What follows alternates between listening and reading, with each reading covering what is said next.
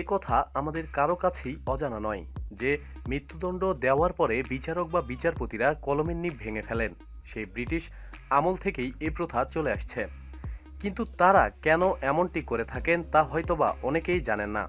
বিচারক বা বিচারপতিদের এই কলমের নিব ভেঙে ফেলার পিছনে রয়েছে যুক্তিসঙ্গত কারণ বা ব্যাখ্যা।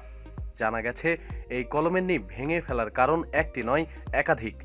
প্রথমত, এটি একটি প্রতীকীয় বিষয়। ব্যাখ্যা হলো যে কলম একজনের জীবন নিয়ে নিয়েছে, তা যেন আর কারো জীবন নিতে না পারে।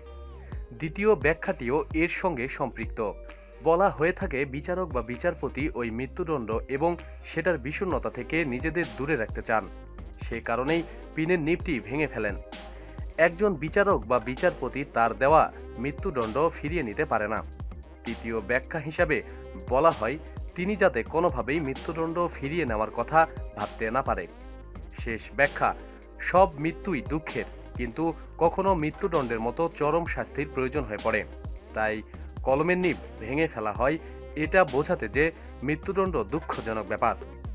প্রতিদিন সব খবরাখবরের জন্য সাথেই থাকুন এবং সাবস্ক্রাইব করুন। ধন্যবাদ।